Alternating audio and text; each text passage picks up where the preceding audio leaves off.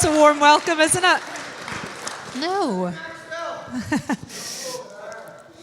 So, I've got a couple of questions I'm going to ask Kevin. So Kevin, before we kind of hear about how you became a Christian, tell us a wee bit about what life was like for you growing up. What kind of things were you up to? What were you passionate about? My name's Maxwell. I'm from the New Lodge area of North Belfast, which isn't a short distance from here. I had a good upbringing with my mum and dad and 6 siblings, 3 sisters and 2 brothers. I always remember my childhood, the New Lodge area. There was always trouble regarding riot and stuff in interface areas, but I always remember this guy picking on me, bullying me. I went to a wee friend and said to a friend that this guy's constantly picking on me and stuff, you know, and he goes, "I'm going to boxing, why don't you come along?" So I went to my mum and dad, told my mum and dad I was going to boxing, and they're like, "No way, no way." And I kept on at them, and says, "Well, let him go. He'll get 1 or 2 punches in the face and he'll not go back." But lo and behold, I ended up getting involved in boxing. I remember the first boxing club was the Dockers in Belfast. I ended up becoming an international champion for Ireland, fighting for Ireland on numerous occasions around the world. Had over 200 fights, amateur fights. I remember then getting offered a contract with, you probably know, Barry Hearn, which is his dad back then. Barry Hearn was would have been my promoter, and it was a massive opportunity for me to, you know, step in, and you know, because a lot of people at the time were like, "Kevin, you can do really well in this game. You can go on and become a world champion," you know. And at the time, I had big expectations of me and a lot of pressure of me. So I signed with Barry Hearn. So I did. But unfortunately, after 2 fights, it was a short career. I got into a bit of trouble. Because what ended up happening was, when I was out in the streets, people would always went, "Oh, boxer, we'll have a go at him. You know, it'll make me be." And so I ended up getting into a bit of a trouble. I got into a street fight. I ended up getting taken to court. My license got revoked. But just before then, I'd started drinking. So that was the start of my addiction, really. You know, I didn't know that was going to be the downfall for the rest of my life. That was the start of my addiction, was the drink. You know, when I was on the drink, I was a bit of a nasty drunk. You know, so I lost my license anyway, and then I started dabbling in drugs. And it was I think it replaced the euphoria, the high of the adrenaline of boxing. So I started dabbling in cocaine and, you know, going out with the mates at the weekend. I had a good job in Royal Mail as well. I was there for 18 years. I became a manager. As soon as I lost my license, I became a manager in Royal Mail. So I was getting very good money. So I was, and I didn't know what to do with the money. I was, you know, on the cocaine, and I was going out then and not coming home to my partner. I have 2 kids too, so I wasn't going home to her. She started asking questions, thinking it was up to our stuff and what have you. And it wasn't. It was just drugs. I loved the euphoria of, like, you know, the high that I was getting from taking cocaine. That ended up a 15-year addiction, so it did, which ended up, 2019, it got really, really bad. I lost my mum to cancer. And the family home I lost as well, of 38 years, so I did. And then I lost my job. So 3 massive things, which ended up leaving me on the streets of Belfast. And the last 4 years there, it was bedlam. My life was just a train wreck. You know, didn't want to wake up in the mornings. And when I did, I was just taking sleepers just to sleep, or if not, trying to kill myself. You know, it wasn't a life. It wasn't a life. And you know, I went then from cocaine to crystal meth to tablets to, like, injecting coke. It was crazy. It was just coming into town. I ended up homeless in the town because I was told to go into a hostel.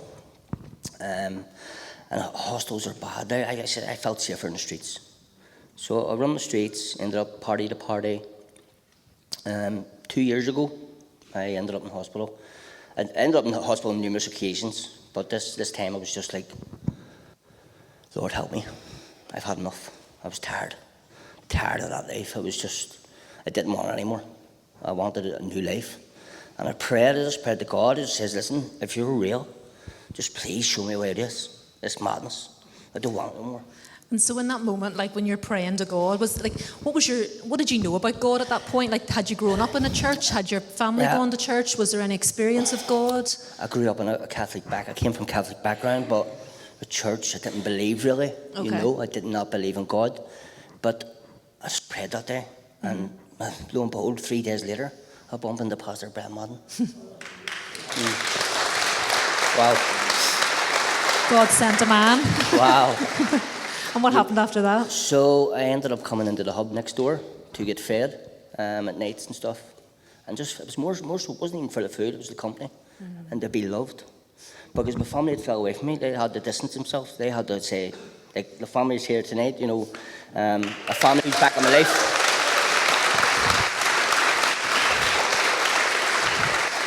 Like, I pushed them away. They kept trying and trying. Psychiatrists couldn't help me. Doctors gave me medication, they couldn't help me. I couldn't help myself, my family couldn't help me. But just 2 years ago tomorrow, I'm 2 years clean. Well done. And what was the turning point then for you? Like, I mean, you've met Pastor Brian, you're getting shown the love of God in through all of this, but what came the point where you were like, I need to know this God better? I will be honest, when I was in there and people were coming up with Bible and scripture, and I was like, man, I'm an addict, don't want to know that, I don't want to hear that. And it was Jay the barber, some of you will probably know him, came over and he just sat beside me and told me a bit about his story, and he says, listen, you have potential. We could do stuff, we could go into schools and talk about addiction, talk about drugs at the time. And he told me a story, and I was like taken back by it. And I was like, right, God's real. This isn't, you know, he's not faking this, you know. So I signed the papers to go to TeenChallenge, but it didn't go. And I bumped into Pastor Brian. He was walking his dog at 2 in the morning in Skagganeel. And I said to him, I don't have a problem, I'm all right. He says, Gavin, 2 weeks ago, he says, 2 weeks there, you're worse, mate. Look at the weight's flying off you. I says, sure, I'm okay. But I was out of it, you know. I ended up dropping into the hub the next day. And I got my date to go. I struggled in the program. For 5 months, I struggled because everybody had their hands in their air. And I was like, they're all headers. They're all headers. And if you see me now, I'm like, so my family's probably going, you're mental. You know, but listen, I pushed in, I persevered, I endured, because do you want to know why? I didn't want to go back to that life.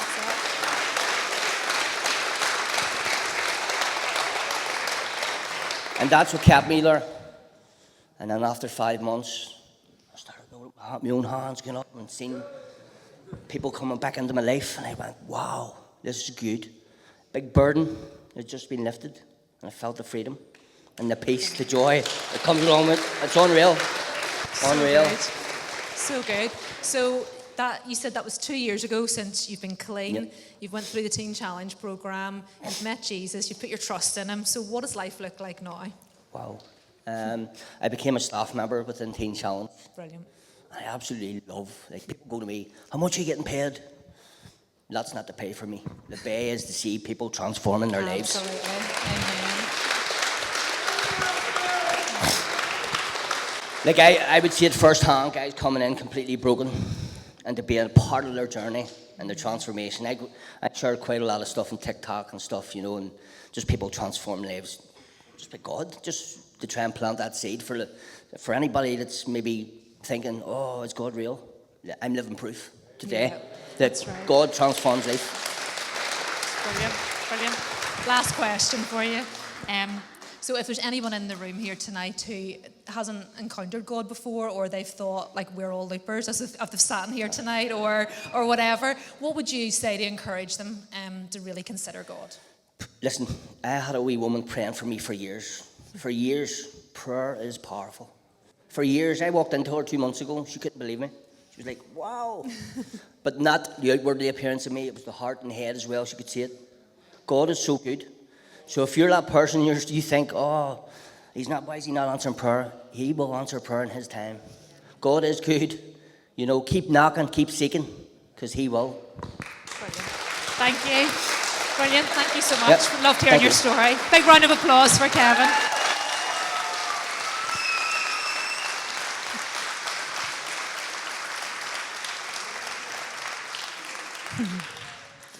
It's so encouraging. And one of the reasons why we give people the opportunity to share their testimony in here is, one, because it's a biblical thing to do. You know, it talks about how the power of our testimony overcomes the work of Satan. And the reason and how it does that is because when you hear the stories of what God has done in other people's lives, it gives you a glimmer of hope.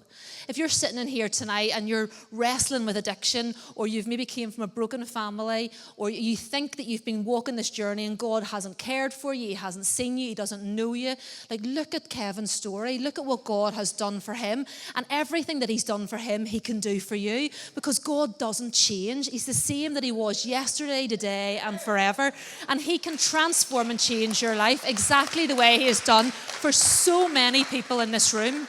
You can stop anyone in here and ask them the question, how has God transformed your life? And you will hear an incredible story of lives changed. So thank you, Kevin, for sharing that tonight, and thank you for the encouragement and hope that it's given us.